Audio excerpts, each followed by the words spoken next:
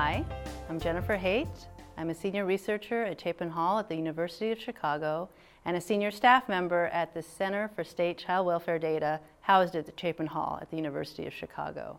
I'm here today with my colleague Daniel Webster to continue to talk about CQI as part of a series that we've developed to support counties in their efforts to improve the services they're delivering to the children and families in their communities. As you may recall, the first two sessions were devoted to focusing more on the overarching definitions. What is CQI?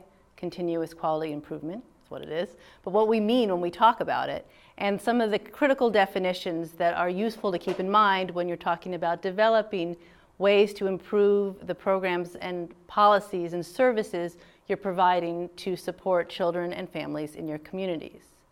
So today we're going to move beyond some definitions of what CQI is and how to think about integrating CQI processes into your system to being more specific about some of the skills necessary to use information to support a robust and effective CQI process. So for this session, what we're calling that is the skills involved in converting data to knowledge. And that's what we're going to focus on today. Before we get deeply into that specific area of focus, I just want to remind folks about this logic model that we've discussed in previous sessions that articulates some of the key elements of a CQI process. This slide is intended to remind you of the cyclical nature of CQI. It's an ongoing effort to continue to develop, support, and improve programs in your system.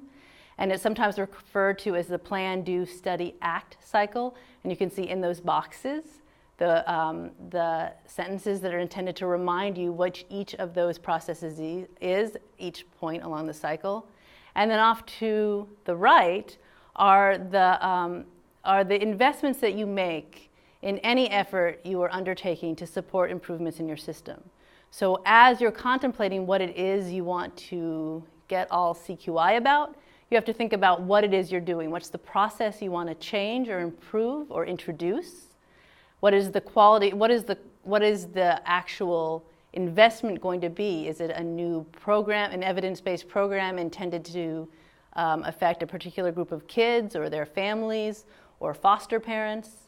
Whatever it is that you're doing, you have to think about the quality of the effort, the process that enables it to happen smoothly, and the investments you need to roll it out. All of that, as we've said in previous sessions, is effort that you have to make in advance of doing anything. Once you start to do something, then you have to develop a way to evaluate it in concert with the efforts that you're making. And that's what's intended to be represented in this Plan, Do, Study, Act cycle. As you are planning, before you're doing, while you are studying, and before you do anything different, you need to have useful information to support your process. And that's why it's critically important to talk about the actual effort involved in taking data, taking information in your system, and creating knowledge from it. If you fail to do that, then you will find yourself stuck in a very uncomfortable rut in your CQI process. So here we're just talking about some basic elements of CQI, and this too is a bit of a rehash or review from things we've said in the past. I do want to note that transforming data to knowledge is another way of talking about summarizing, using information in your system to extract meaning. And when you do that, particularly when we're talking about systems that involve individuals and their individual experiences, you need to summarize. That's what the activity involved in taking data from your systems and producing something actionable, useful, or interesting from it. You're summarizing. Knowledge from those summaries is derived from the analytic process. You can have rows and rows of numbers that do in fact represent summaries, but in order to extract meaning from it, you have to subject it to some analysis. That analysis becomes evidence or information that you feed right back into your CQI cycle, that Plan, Do, Study, Act loop. So before you start investing in that effort, you do have to take a moment to be careful to do it correctly. There are a lot of ways that you can incorrectly use the information you have available to you, and instead of producing knowledge, you might be in that unfortunate situation where you're producing garbage. Let's not do that. There's way more garbage out there than we need to contribute to. To avoid this pitfall of taking your data, subjecting it to analysis, summarizing it, analyzing it, and producing knowledge, garbage rather than knowledge, what can you do? You can think a lot about your denominator or your risk set or your study population. That's a critical task when you're moving from extracting data from a system and creating something useful from it. So that's what we're going to focus on in the next few minutes. What do we mean by selecting a denominator? And how does that relate to the production of information as it relates to the CQI process? So the first thing you have to do when you're talking about the denominator is actually talk about it, think about it. What do we mean when we talk about the denominator? What I say it all the time, and I really deliberately use this totally unsexy, uninteresting word, denominator, that makes everybody think about, 5th grade math, 3rd grade math. I'm not really sure it's probably preschool math now, but whatever it is, there's a lot of, I deliberately use the word because you have to introduce some rigor in your thinking. That's part of CQI. It demands rigor no matter what your field is. So think about your denominator, or who's being counted, or who is at risk of experiencing something you want to promote or experiencing something you'd like to see less of. The people at risk, the children at risk, the families at risk, those are the people in your denominator, and you have to take some time to think about it. You have to think about it anytime you're in the business of getting data and transforming it into knowledge, whether you're getting it from somebody who's giving it to you, if you're asking a question and somebody's giving you some information, and the role or the task they're undertaking is to provide some information to you so you can do something with it. You have to take a moment and make sure that they have calculated that information using the correct denominator. They focused on the right group of people. And when you are in the business of producing information, when you're the one being asked to produce, to go to your data system, to summarize some information, to analyze it, and present it back to your stakeholder group, you have to take a moment to think very carefully about who is going to be in my denominator. Who am I talking about? Who's at risk of experiencing the service, the program, the outcome, the event that I want to either promote or prevent? This task of focusing on who's in your denominator, who's at risk of experiencing the outcome or service or incident that you want to either prevent or promote, asking that question is so important that I have taken to referring to it as a habit. It's something you should habituate yourself to every time you consume information, every time you produce information. Think about who's at risk, who's in my denominator. And then as you do that, you will do what I think is the most exciting, or among the many exciting things about CQI, you find yourself falling a little bit in love with the denominator. And that's what we're trying to encourage here. Okay, so this slide is an iconic slide from our perspective. We use it often when we are teaching advanced analytic classes. We used it many times when we're working with northern counties. And it represents, it's a critical image to representing what is important about the denominator, or thinking about who's in your denominator. So this slide it's a 2-year window, starting on January 1st, 2010, ending on January 1st, 2012. And the yellow box represents sort of your data, the information that you have available to you to query in order to get some information out of it and say something, in this case, about the experience of children in foster care. So each blue or red line represents one child's spell. The spell starts when the blue or red line starts on the left-hand side, and it ends when the blue or red line ends on the right-hand side. Blue lines represent longer spells. Red lines represent shorter spells.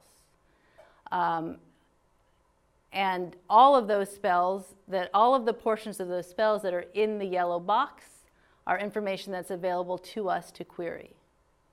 So as you know, very often in foster care, one of the key questions people are interested in is how long are children in foster care? And one of the key ways of producing that information is to go to your data set, pull some records out, and provide an answer to that question. What this image is intended to do is to remind you of how important it is to select the right risk set, the right denominator, the right group of kids. And if you don't do that, you are at risk of producing garbage rather than knowledge from your system. What do I mean by that? Here's an example. So very often, when folks are asked to answer the question, how long are children staying in foster care, they have routinely gone to their monthly management reports, which are based on what we call point-in-time or caseload samples. And they look at everybody in care on a day and say, well, if we look at their total number of days in care as of this day and average it, that's a good representation of how long children typically are in foster care. Because they're the kids on our data set right now, so we're just doing the math. That's the answer to the question. Wrong. That is the worst way, really, to answer that question, and I'm going to tell you why. If you look at this slide, you can see that the long vertical bar, the black vertical bar, represents a point in time. In this case, it's right in the middle of the data set. It's on January 1st, 2011. And that black bar bisects each child who is in care on that day and represents the information that would be summarized when you produce the answer to the question, how long are children in care, typically? And what you'll see is the bar bisects 1, 2, 3, 4, 5 long spells, 1 short spell. It doesn't bisect anybody who came and left, and it doesn't bisect, well, critically, it doesn't bisect anyone who came and exited. So when you calculate your information based on those data points, you're going to come up with a lengthened stay that overstates how long children are in care. And this is just axiomatic. There are always longer stayers in care when you look. They're the ones who tend to be there. They're the ones on your caseload when you're doing case record review. They're the ones who show up on the monthly report every month over and over. They're your most challenging cases. Now, I want to be clear, there's a lot of important information you can get from looking at their experience and from summarizing it. But one thing you cannot get reliably is an estimate of how long children typically stay in care.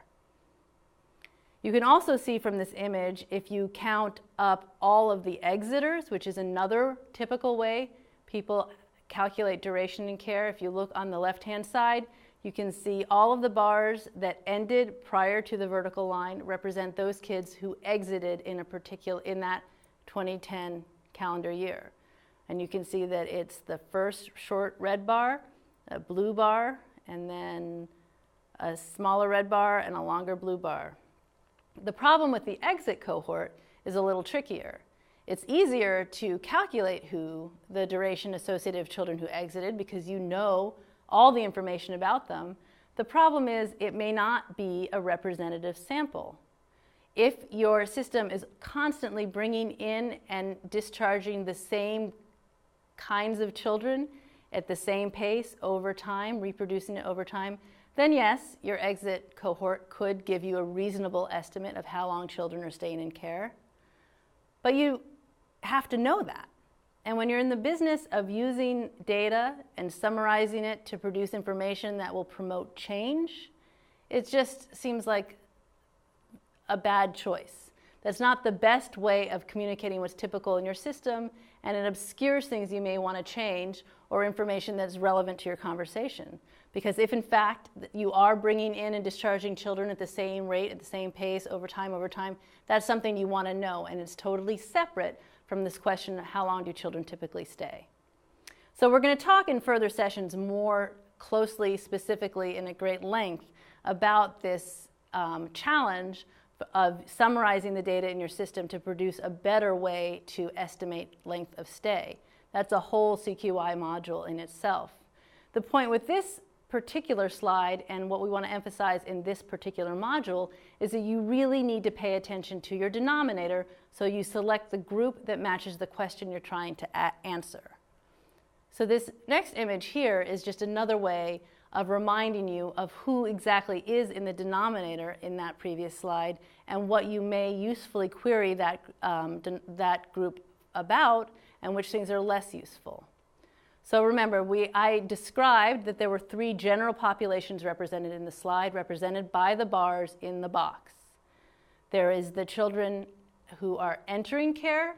So if you go back to that slide, all of the children who entered care in the 2010 calendar year are the bars that started in that side of the box. So there's 1, 2, 3, 4, 5, 6, 7, 8 children who entered care in this image. In the second half on the 2011 side, there are other bars that start in 2011. That's a second set of entries. That's a second entry cohort. And then the exit cohort is represented, as I said before, by all the children who exited in either 2010 or 2011. And the point in time cohort were those kids in care on the January 1st, 2011, where the black line intersected the horizontal bars. So this image shows you children at the 3 populations: the entry group, children who are entering care, and if you are ever asked to describe anything about what's typical in your system, if you are in a foster care system and you're in the business of bringing children into care, assessing them for what they need and trying to effectively and efficiently and safely return them to a safe and permanent home, and you want to know how well you're doing that task at every step of the way, the sample that you should be looking at is an entry cohort. Those represent all of the children who are exposed to your system, who are at risk of leaving or staying, and whose outcomes you want to promote and improve as a result of the care you're giving them. In fact, they are the children almost always who are the subject of of the initiatives that you are subjecting to a CQI process. So I'm going to say this again, when you want to know about what's typical in your system, about whether a new initiative works, about whether an existing policy is effective, about whether there's been change over time, you must choose a representative sample. A representative sample is a sample in which the denominator includes everybody at risk of experiencing the thing that you care about, in this case, let's say permanency, and therefore it must be an entry cohort. Enough said. I could say it again, but I'm not going to. Children in foster care represent a different sample. Those are the children in care at a point in time. And there are plenty of things you need to know about them and things that you may wish to know about them. And in fact, instances where that is the correct denominator or the risk set for your question. But you have to be clear that what you're asking about is the experience of children in care at a particular group of time, and that the thing that you're measuring relates only to services that that group of children would experience.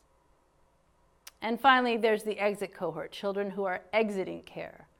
Those children, too, can sometimes be the denominator for your question, but you have to spend a little time and make sure that they actually are. That's a little tricky sometimes. It's very intuitive to want to look at kids exiting and ask how long they've been in care and derive from that summary of information something you think you can say about duration or about the likelihood of exit to reunification, say. But just remember, if that denominator doesn't include everybody who could experience that thing that you're measuring, everything including exit to permanency, then it's not the right risk set. If, however, you're asking about whether children who exited from care and went back home re-entered care at a later date, which is a measure that people care about, then maybe your exit cohort is the right denominator.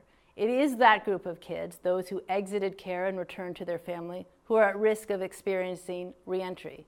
So they are the sample that you want to query when that's the information you're seeking to summarize from your database.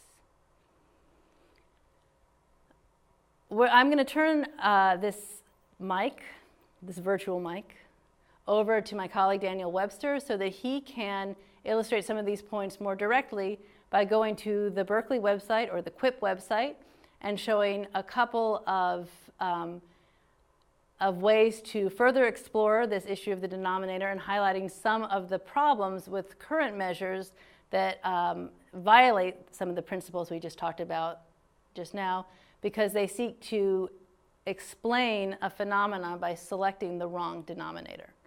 So I'm going to turn to my colleague Daniel.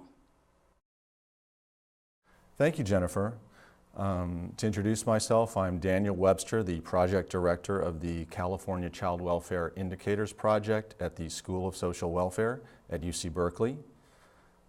And to pick up on the point that Jennifer was making, as we've been pointing out, that it's extremely important to be mindful of who is in the denominator or the population at risk for the outcome that you may be examining. And when you pay attention to this notion, it underscores some of the difficulties with looking at data via an exit cohort method. And this foreshadows some of the difficulties with looking at an exit cohort or a biased group of children experiencing an outcome, as well as underscoring some of the difficulties with the window of time with which you're able to look at this group of children when you examine data in this way. So what I'm showing on this slide is an example taken from real data, taken from the Multi-State Foster Care Data Archive at Chapin Hall, where we are examining an exit cohort of children who have left care to reunification. And as you can see on this row, for all of the children who reunified during this year, in this case it's 2005, there were about 7,800 of them, and 4,600 of them had reunified within 12 months of coming into care for a proportion of 60%. But what you can quickly see by looking more closely at this table is that for children who entered care to at least 2 years prior to this year of interest, to this exit cohort of interest, every single one of them has already failed the measure prior to being examined in this exit cohort year. So if you if you entered care in the year of 2003 or before, you have no possibility of being counted as a success in this measure. And by the same token, those children who entered in 2003 and then subsequently exited in this exit cohort, we do not know what proportion. For example, for 2003, we had 1,046 of children who'd entered in 2003 who exited during this exit cohort. We do not know if that 1,000 some odd children represents a large proportion or a very small proportion of the children who were coming into care in this jurisdiction at that time. And the same can be said for each of these prior entry years. And in a similar way, for those children who exited in 2005, for example, 2856 of those who exited to reunification in 2005, 2856 of them had come into care in 2005. But again, we don't know if that's a large proportion of the children who came into the system in 2005. That is to say, was this 2,800 out of 3,000 that came through the door to work with, or was this 28,000? There's absolutely no way to tell with looking at data in this way. So there are those two aspects of problems with looking at the exit cohort data. Another related point with looking at an exit cohort for an outcome measure such as reaching permanency, such as reunification or even adoption for that matter, is that when you look at this window of children exiting during in this case, in calendar year 2009, these horizontal lines represent the amount of time that each of these respective children has been in care. And I think you can quickly see that there is wide variability in terms of the exposure to the system that each of these children has had. So if we are trying to tease apart the effects of an intervention, for example, getting children to adoption, let's say. It's impossible to know what aspects of our work are working, because we've got children who have been in care almost a decade, as well as children who have been in care for just a few months, both of whom have exited during this window that we're examining. So let me take a moment and show you some examples, some live examples from the QUIP website at UC Berkeley, at both an exit cohort view of looking at reunification, as well as a much better way of examining time to permanency, such as reunification or adoption, that is also available on the QUIP website. So from the home page, if you select the Measures button, and under reunification, the first federal measure, which is Composite 1, Measure 1, we'll leave the defaults as they are, and we'll look at the resulting table, which shows us the proportion of children of all the children who reunified during this time period, which is July 1, 2012 to June 30th, 2013. There were roughly 60% or so who reunified within 12 months. When we look at the counts, we see this is roughly 14,000 children who exited to reunification during that time. But as we were pointing out before, we do not know what proportion this 14,000 is of all the children who had the opportunity to leave care. At any given time, there are over 50,000 children in care in California, and over 20,000 entering care per year. So we get a very limited view of the group of children that we're looking at. This exit cohort does not encompass the full group of children who would have had the opportunity to leave care to reunification. So a much better way of examining permanency is to use the entry cohort measure on time to reunification, Composite 1, Measure 3 in this case.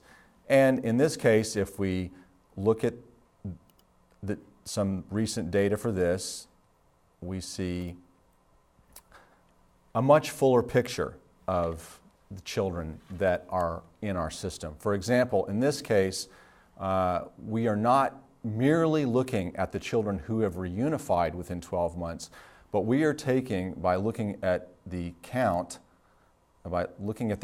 we see there were roughly 11,000 children total who entered care during this time frame. And we're not limiting ourselves to those children who only experienced one outcome, such as reunification, but we're tracking each and every one of those children from their entry into care during this time. Each and every child is given the same opportunity to experience the outcomes of interest. In this case, we're tracking them for 12 months, and we're telling you in this table what their status is at that 12-month mark. And we can see that a certain number of them have reunified during that time, but there are also a number of other children who've experienced other outcomes, such as a few have been adopted within 12 months, another few have experienced legal guardianship in 12 months, and there's a large number of them who, at the 12-month mark, remain in care. One of the powers of one of the big benefits of looking at data in this way is that it enables us to not only track this entire population of children coming into care during this time period out to one point, but the benefit of longitudinal data enables us to track them at different periods of time during their career through in foster care. And so, for example, by selecting an earlier entry cohort, we can track those children. Now I've selected an entry cohort of children who came into care a little bit earlier in time, but now with the benefit of longitudinal data, I'm able to track them for many more months. In this case, I could track them out to at least 24 months in care. So let's take a look at what that looks like with a graph by taking a single time period and tracking them over time. In this case, I'll select January, I'll select an earlier time period. We'll generate the graph, generate the table, which shows us their status not just at 12 months, as we were looking at before, but we are also able to look at the change in their status at 3 months, 6 months, 12 months, as we were looking at, but additionally to track them further out, 18 and up to 24 months in this case. And as we look at the graph, we can see the growing proportion of children who have experienced reunification. We see the growing proportion over time of children experiencing reunification, and conversely, the decreasing proportion of, again, the entire group of children, this entire children at risk, coming into care at risk of experiencing different outcomes or opportunity to experience different outcomes, and we see the proportion who are remaining in care declining over time. At the bottom of this graph, you can see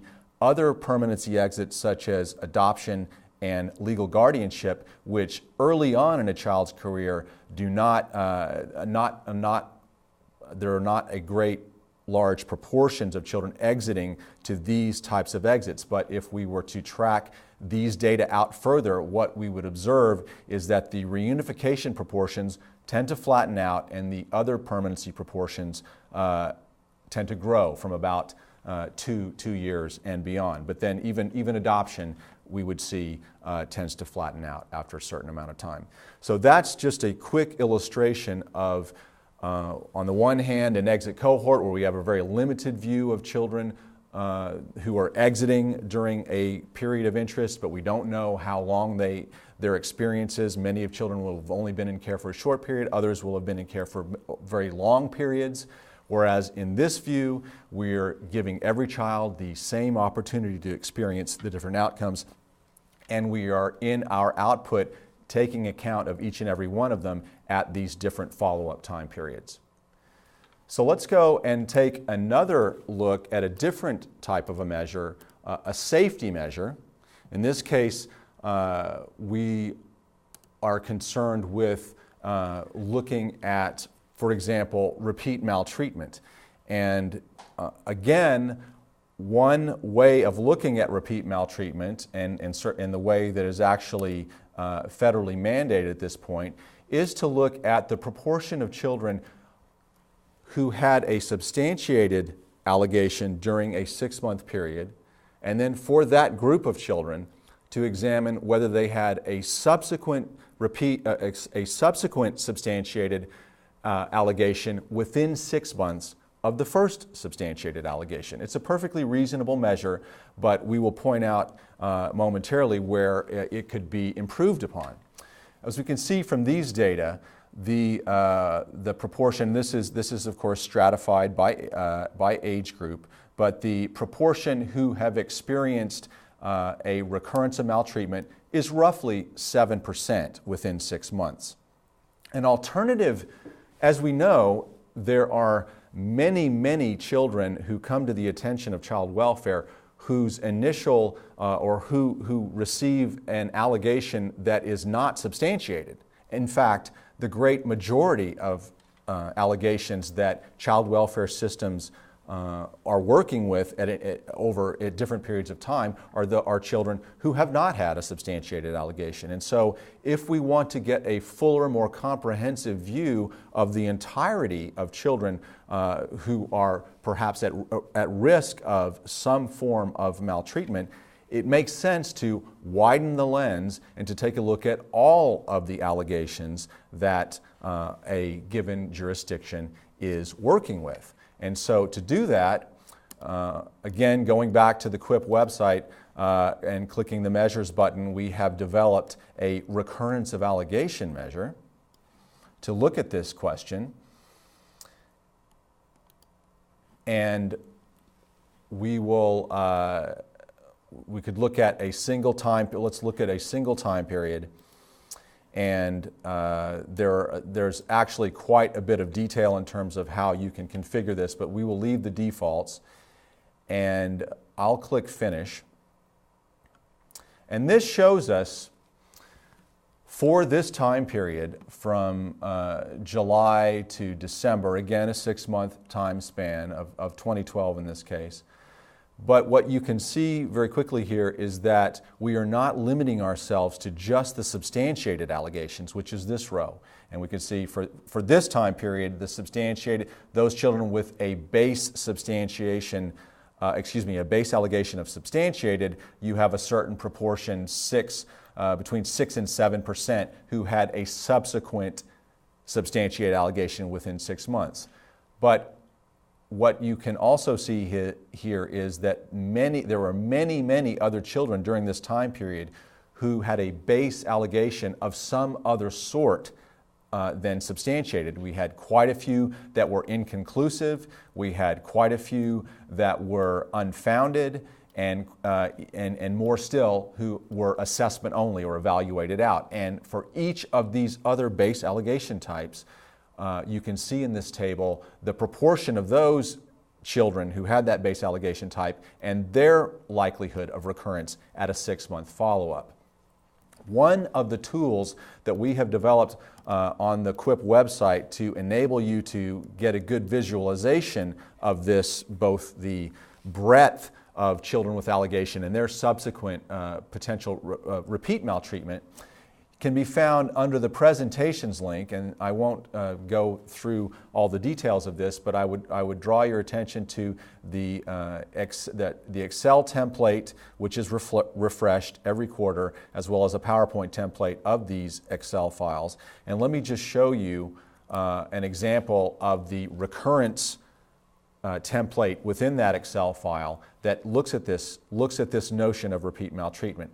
Going to the website and downloading data from the website and loading it into this Excel tool. In this case, we're looking at California data, but you can load it with your jurisdiction, whatever county that may be. When you load it into this table, it automatically generates a graph showing you the subsequent activity on each of these different allegation types. So in this case, the period of interest here that was loaded was 6 months from January to June of 2012. The base number of allegations was this number here, and we can see that the proportion of these children who had this substantiated base allegation, about 7% at 6 months had a subsequent allegation type that was substantiated. What's interesting is that for those children whose base allegation was inconclusive, again, this is the broader population of those children at risk of some form of maltreatment that our child welfare systems are working with, we see that for inconclusive, for example, their proportion of the proportion of those children who had a subsequent substantiated maltreatment was 6%. So actually not all that appreciably different from the substantiated base allegation. And you can see the growth over time, again pointing up the strength of the longitudinal data set, which enables us to follow over time for these different allegations and see at 12 months, 18 and 24 months what proportions of these initial allegations were subsequently had a substantiated allegation. And I will point out that where it is not the case in these data for the state as a whole, that for inconclusive, the proportions with a repeat maltreatment is not in excess. It's actually it's pretty close, but it's not above what it is for the substantiated base allegations. There are some jurisdictions in the state where we see that this proportion for the inconclusives could be actually higher. And this points up the need for potential training or practice modifications, issues with around differential response, and other programmatic responses that we may need to focus our efforts upon. But those would be totally lost if we were to simply focus on this small group of children. Again, the very limited population of children that is looked at by this one measure. On the one hand, the Safety 1 measure. By expanding it again to encompass the entire population, we get a much fuller picture of where our front-end efforts could be improved.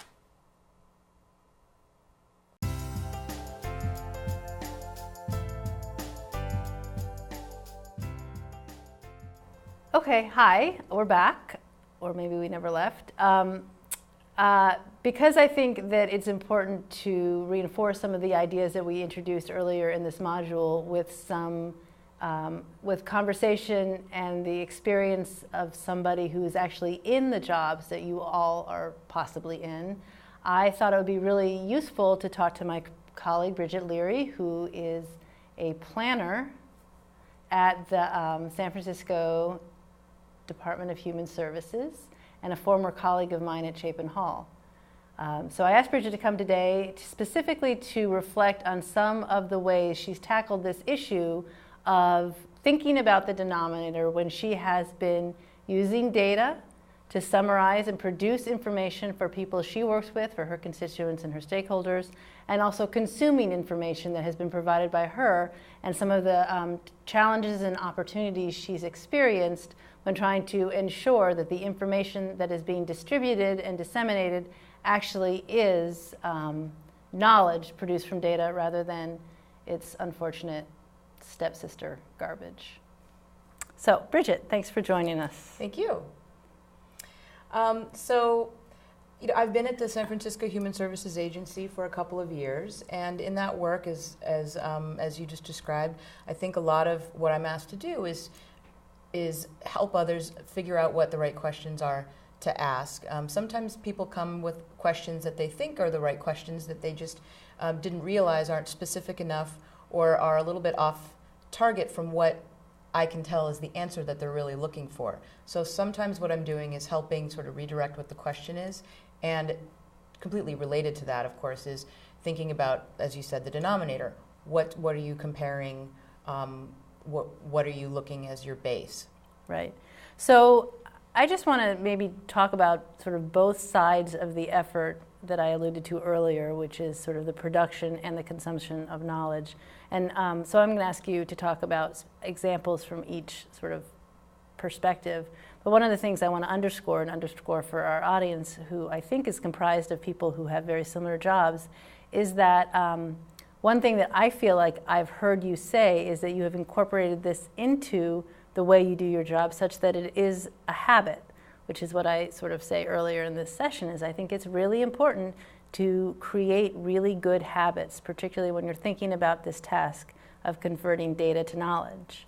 And I know that in the project we're working on together, we've had a lot of really sort of interesting and gnarly conversations about how to actually structure the collection of data so that we are not deviating from the question, and so that we are producing something that's usable for the folks on that project.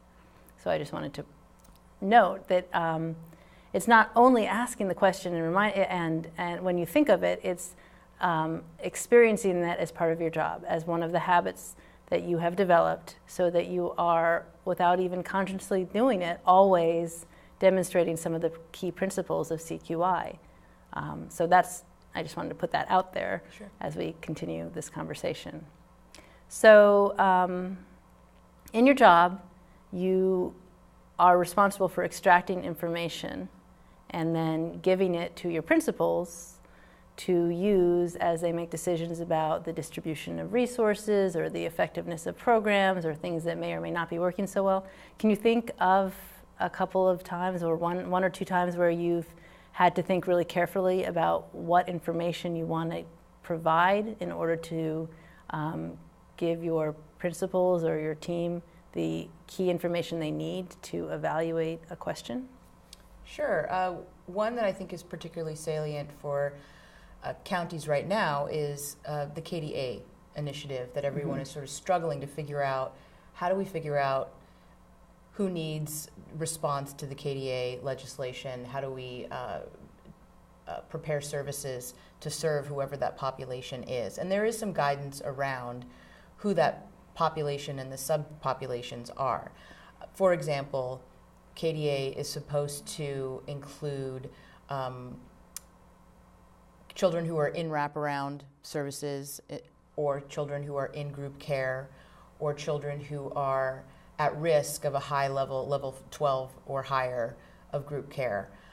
And so the question that someone posed to me was, in order to help us prepare for KDA, to roll it out, meaning to prepare the mental health services that we need for these children, how do we figure out how many kids we have that are eligible to receive KDA and who are eligible right now and who we think will be eligible as we go forward. Right. The question that was asked was, cut me some data showing how many kids are in group care, for example.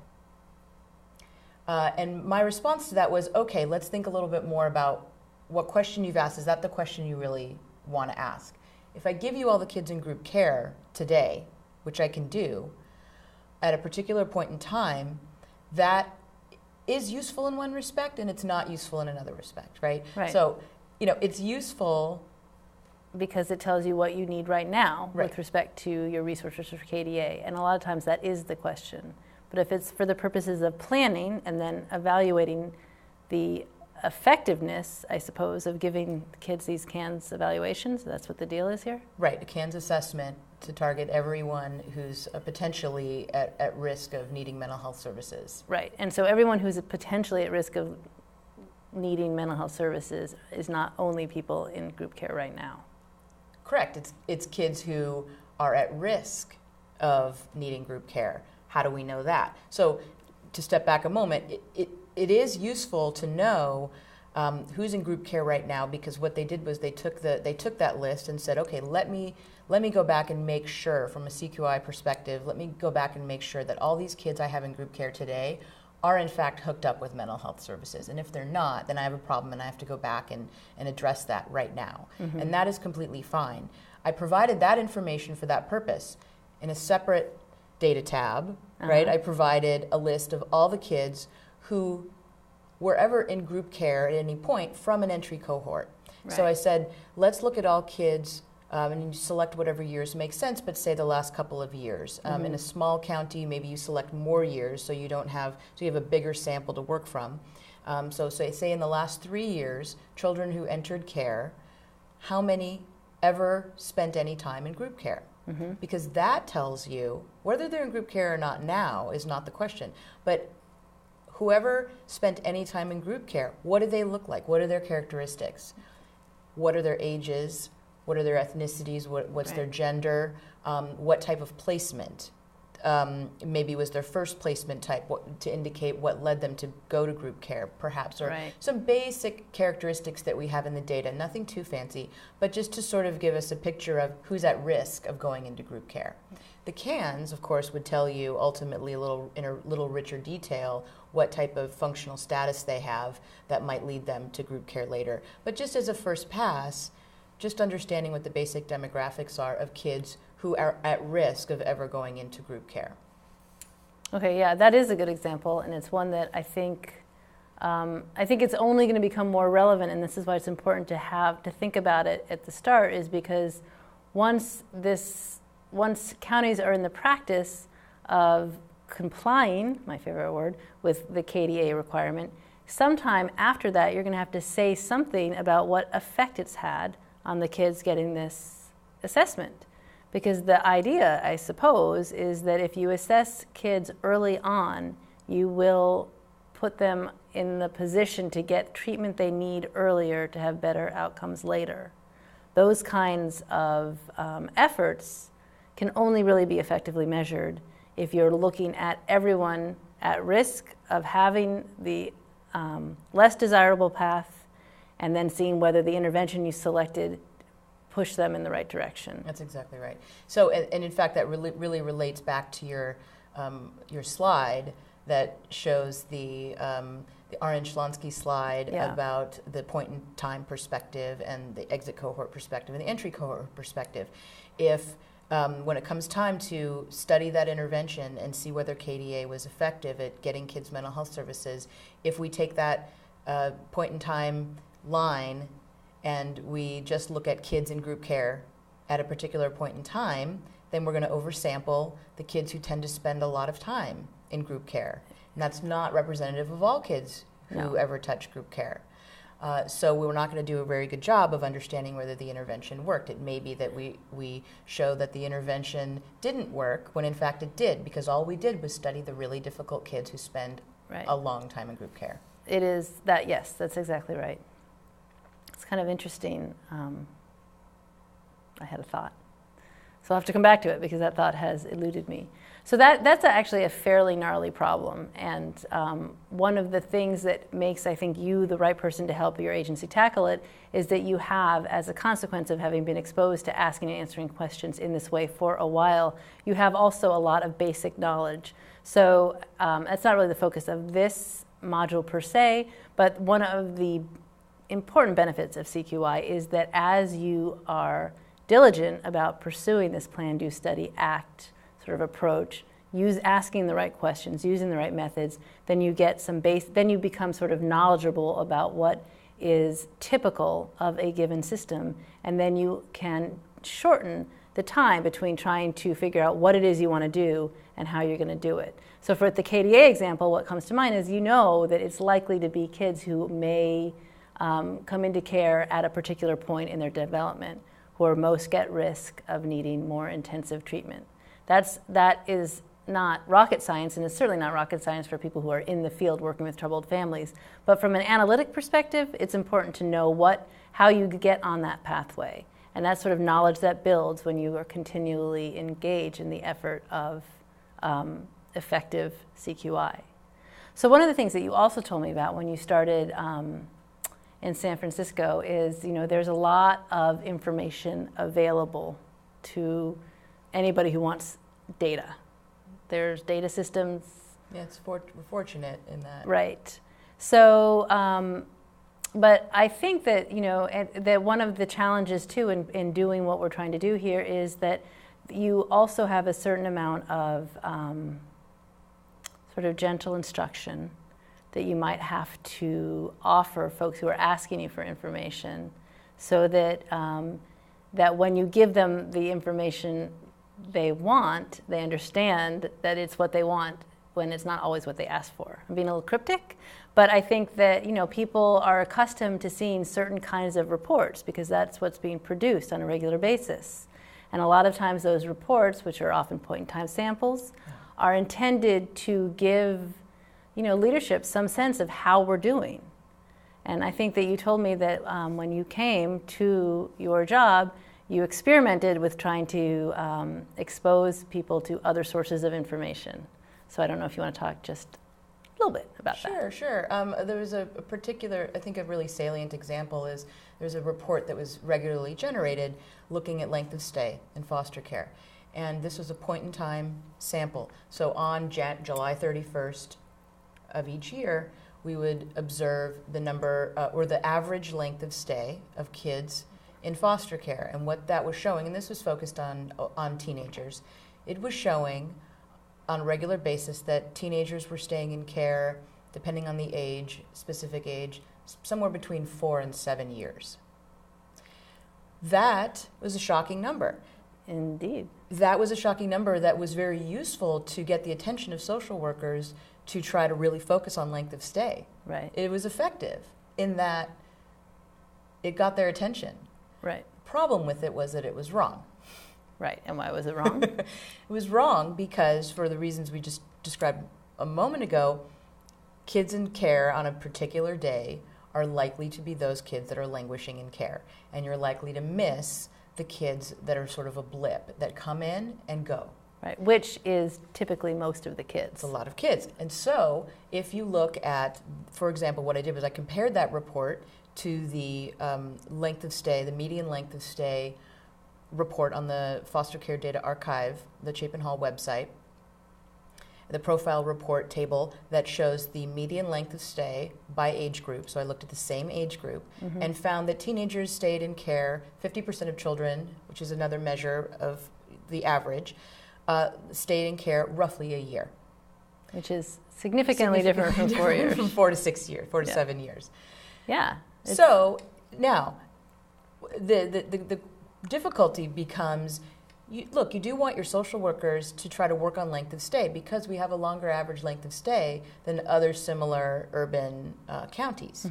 But one has to sort of balance that with the fact that you have to provide the information that is correct and still make the point. Right, because the other problem with, so I hear what you're saying, that if you provide a number that's going to provoke a lot of attention, then that's good. You're shedding light, you're giving oxygen to a problem that probably might deserve some. But on the other hand, you're setting them up to try to provoke a change that they cannot actually do.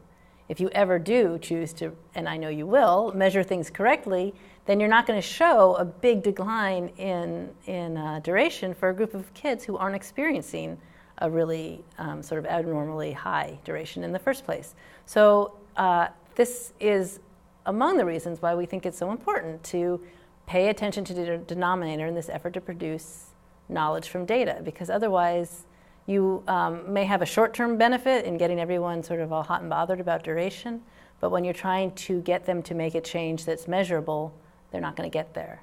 Right. Which I think does happen sometimes in the ways counties are structuring their relationships with the state, as an example. Just a random one out there, you know. No, I think that it's a process that it's important that we use the right methods. And when I say methods, asking the right question, thinking about the right denominator. I'm not just talking about statistical methods. Right. It's related, but it's basic. I think it's important that we begin to educate each other about that.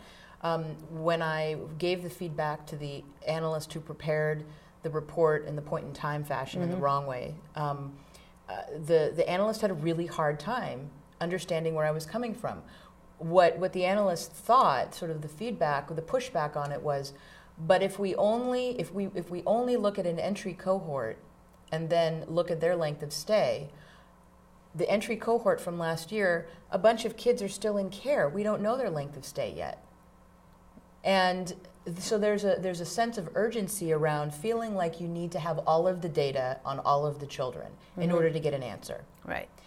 And so it was a bit of a conversation to try to get her to sort of accept the fact that not all of the children have to be. Now, if you looked at all the children who entered care last month and you wanted to know the answer, what is their average length of stay, you're not going to have an answer yet, because not enough kids have experienced their length of stay to get half of the children haven't left yet, of those who started care last month or last week. Yeah, so we are going to get to duration in another module, but your point is really important, and I think it's related also to sort of the pace of, just because there's all this data available to us and because we can pull information in a very short time relative to what used to be possible, and in addition, there's so much emphasis on people using data, but it's just like, you know, you have to use data responsibly, and it is not possible to get all the answers to everything 5 minutes after you ask the question, or 5 minutes after the record has been created in the database. And that's not another one of the reasons why I think it's important to focus on this cycle of CQI and to really not underestimate the planning part of that and the studying part. I mean, I know that in between there's the do, but you cannot understand an effect unless you have given enough time to let it happen.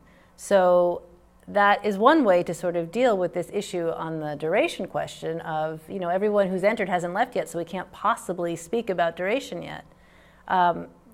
If that's the case, then that's the answer to the question. Then don't ask me about duration yet, because we're still in the studying phase on that, on the cycle. And I think that's just kind of important to remind people too, especially because there is, and I don't want to pile on to any particular bureaucracy, but there is a lot of pressure, both from the feds and the state, to produce information to demonstrate change and improvement over time. And I get that. That's fine. But one of the challenges, and I think that folks in the jobs that you have, one of the challenges you can sometimes experience is working with those counterparts to encourage them to be patient and to wait to get the right information the right way to give a better answer to an important question. And I don't know if that's something that you have any thoughts about. I think it's a conversation, it's a dialogue, and it definitely has to be respectful of what everybody has to contend with. But I think just at least floating the question, as you did with this person on that monthly report, is a step that is important to start taking. Right, and it's iterative, as you know. These concepts aren't completely intuitive. it's very natural to just think of what's in front of you. Right. And for some purposes, that's appropriate, as we said. It's also very common for a governing body, state or the federal government, to ask for compliance purposes or similar reporting purposes, not necessarily what's in front of you now, but please report on X, Y, and Z for the prior reporting period. So, for example, they might say, how many children were active in this particular program that we're interested in the prior fiscal year? Mm-hmm. Active in the program. And that is similar to asking the point in time, how many children are in care at a given point in time. Right. It presents limitations. If you answer that question, you're not answering the question about, if the ultimate goal is to understand whether the program is effective, mm-hmm. say it's a program looking to improve permanency outcomes, which most of our programs are these days, or right. focused so like on permanency. A team decision-making effort, right. or something like that. So permanency roundtables. So children would be selected in to receive the intervention, so to speak, mm-hmm. and then after the intervention, you ask, did the children go to permanency faster, or were they more likely to go to permanency than children who did not get this meeting? Mm-hmm. If you say, just tell us count up all the children who were active in the last reporting period, being the last fiscal year, mm-hmm. active in the program, then you haven't captured all of the children who got the program. So the answer to the question will vary by year.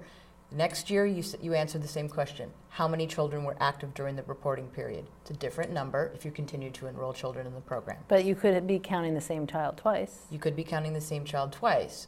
And you're also potentially missing children prior who had began and then left, right. completed the intervention. For whatever reason. Maybe they completed the intervention successfully. Maybe they completed, or they did not successfully complete the intervention and they dropped out of the study. Right. Just like you would in any social experiment or medical study, you have a period of time where you receive the intervention. Some people receive it for longer, some people receive it for shorter. Sometimes you have a very prescribed length of the intervention. So in this case, you're talking about it's just not clean. Like everybody if you want to know if something's effective, sort of gets to the denominator, look at everybody who had the opportunity to be in the program. And if it's a multi-year program, right. then look at groups of kids. Selecting who's active in the program last year creates blurry, confusing risk sets, and there's no good reason to do it. It's a snapshot. It's an analogy that to me intuitively makes sense is, if you're watching a running race, you know how you run around a track. Mm-hmm. And normally what you would do, of course, is you watch the beginning of the race. You're there before the gun goes off. Right. The gun goes off signaling the start. Everybody's running at a different pace, and everyone will finish at a slightly or greatly different time, depending on how variable your athletes are. And some may not finish at all. And some may drop out. Me. Yes. Right. Like me. Some might trip. Right. Or become ill because it's too hard. Yes. So, or have the wrong outfit on and right. decide they can't be filmed. Exactly. So it doesn't make any sense. No one wants to show up in the middle of the race and watch the race because you have no idea. People are at different points on the track. You could not walk into the middle of a race and say, this person's ahead. Because you're midstream. Right. No, it's very true. So that's exactly what the point in time does. Active during the period would be, I'm coming in the middle of the race and I'm looking at who's active right now. Well, I don't know who's dropped out. I don't know whether you're ahead of, this person's ahead of this person or not, because they might have gotten lapped. Right. And so the only appropriate way to look at it is to look at everyone who started and then watch line to it the up. end of the race. Yep. That's absolutely right. So any measure of anything that involves duration or the outcome at the end has to look at everyone who started the race. Absolutely. Yeah. And that's not just about foster care. I mean, that's what we're talking about here, but it could be almost anything. And it's a habit. It's an important habit to get into. And it's going to become a habit for me to point out that it's a habit for others to get used to. So stay tuned for that. All right. So, but secondly, in your job and other ways that we've connected over the, how many years? I think I've known you for about 9 years. Wow, geez. This is the part where we feel old. When's the part where I don't feel old? I haven't been exposed to that part yet. So you're not only in the business of producing information for people. This is why I think your job sounds at times so interesting and exciting and aggravating and stressful all at once, is because you also sometimes are in the business of getting others to give you some information. You work with folks at HSA and with the state and with the feds, but you also have outside consultants and contractors who you rely on whom you rely to provide you with information. And I think that at times, at least it sounds like it at times, there's been sort of a struggle to get people to ask for the right, to provide you with the right thing so that the question you're asking is getting appropriately answered. So there are a lot of things that can go into that start with, or that end with methods. And we're not talking about methods, but the very basic question is, when they're in the business of converting some data into knowledge for you, what have you had to do to make sure, or to sort of start this conversation around the denominator or the risk set? Are you looking at the right group of kids, people, families, whatever it is? Right. Yeah, I think it comes up very frequently. The tendency, as I've said, the tendency is to look at who's either in care or in a program, who's in a group right now. Right. Or to look at, as of now, how do we know, or as of now, how many have finished the intervention we're looking at? Right. And that or is, of everybody who has completed a program. yes, we of can everyone tell you who's this. completed. We did an intervention. Now we want to know of how many kids who finished the intervention, because we know some kids didn't. Say, for example, some kids went AWOL from the intervention. Mm-hmm. How many successfully went to permanency? Right. That is typically how the question will be asked. The problem with that is, in fact, as said, some of those kids went AWOL. If you're in the business of trying to help highly at-risk kids who are at risk, the whole purpose of the interventions in foster care are to help them succeed to permanency, which is a difficult thing to do to begin with. So they're at risk of not going to permanency, right? Then you can't, by definition, exclude those who remove themselves from the risk set because they were so risky that they didn't achieve permanency. Right. So they go AWOL from the program. We need to know about them. Those are important kids. Those might be the hardest ones. Exactly. So it's like we said before, studying graduates from a parenting program to see if they've improved their parenting skills when you don't look at anybody who started the program and didn't finish. Right. So of those who completed the parenting program, we know that 90%, went on to not re-abuse their children. Well, I'm just making that number up, but it turns out of 100 people who started the parenting program, only 25% actually completed the program. Right. Wouldn't you think that those who completed the program are different from those who didn't? Right, or that there's something about the program. So I try to sometimes come up with examples that are not even in the field. So in the not too distant future, one of or both of my children will be wanting a driver's license. So they probably will have to take a course or several thousand courses before they actually get a license. But if I'm looking for a course, I want to look for a course where most of the people who enroll successfully get a license. That's right. Not most of the people who get the certificate of completion get the license. Because I want to know that this course that I'm spending all my money on is going to successfully retain my child and train them to be a better driver than their mother, and then get a license after that. Otherwise, it's not worth my money. That's right. And they're so sort of getting habituated to thinking that way, and then working with the people in your sort of environment who are producing information for you, getting them to think that way, that is a challenge. So do you have any advice for our audience on how to work with your partners to more frequently than not get good information, or how to at least ask a question that will provoke a good conversation about getting good information?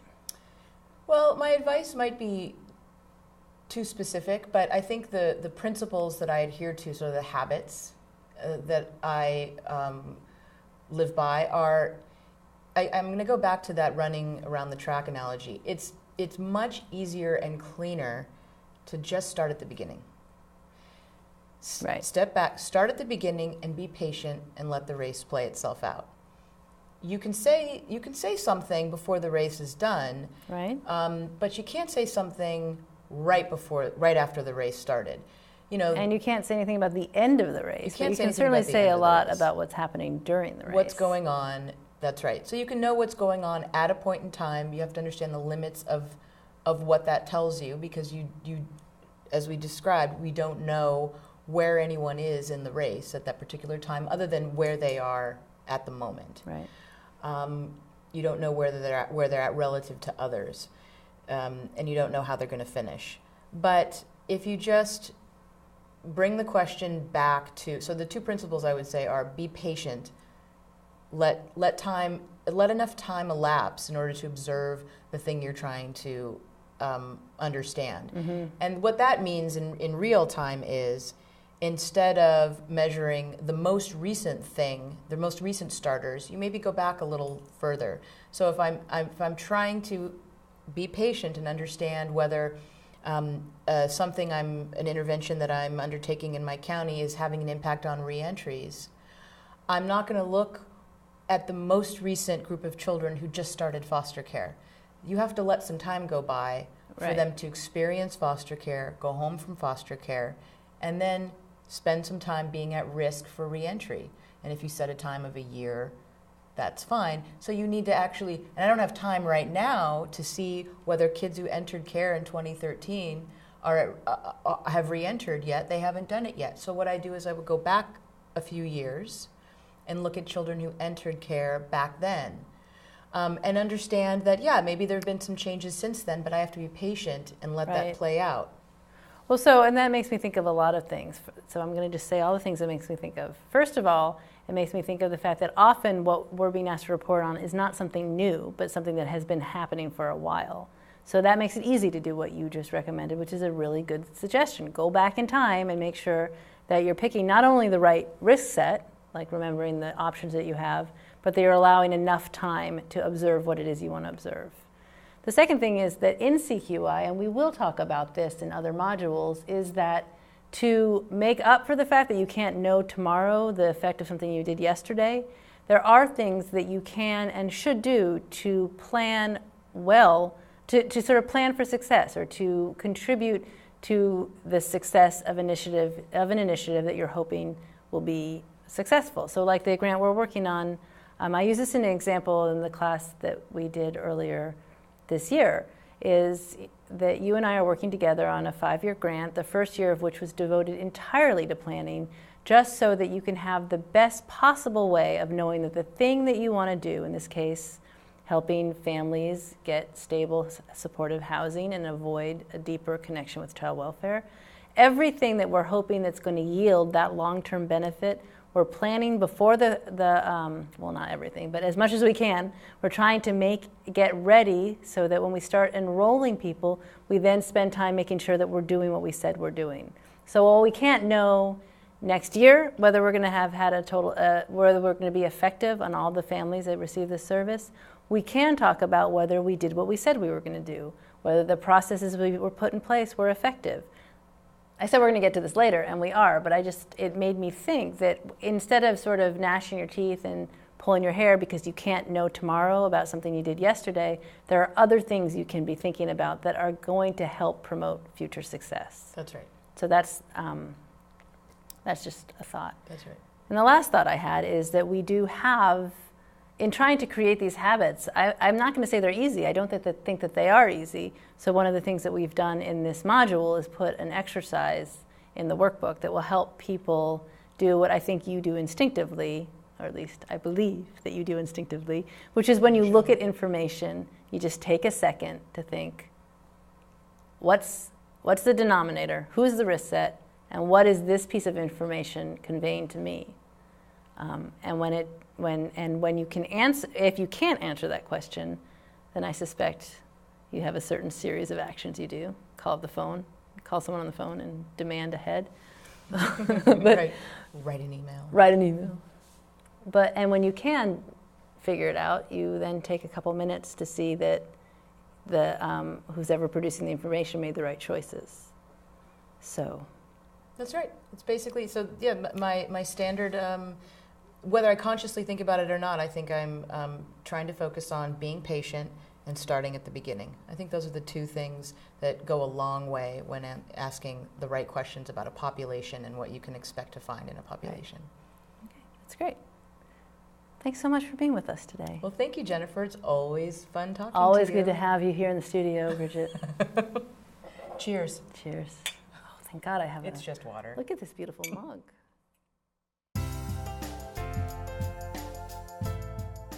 So as I just mentioned to Bridget, or for those of you just joining us, as part of this module, we do have an exercise that is intended to help promote that habit of thinking, what is the question that's being asked of me, and is the population that's being queried, is the denominator the right denominator to answer the question? So we just put a series of tables in this workbook, and what we're asking you to do is just very basic. Look at each table, spend a minute, like a solid minute, 60 seconds, consuming the table. What is in it? What do you think that table is supposed to convey? If it is conveying something about a system outcome, is it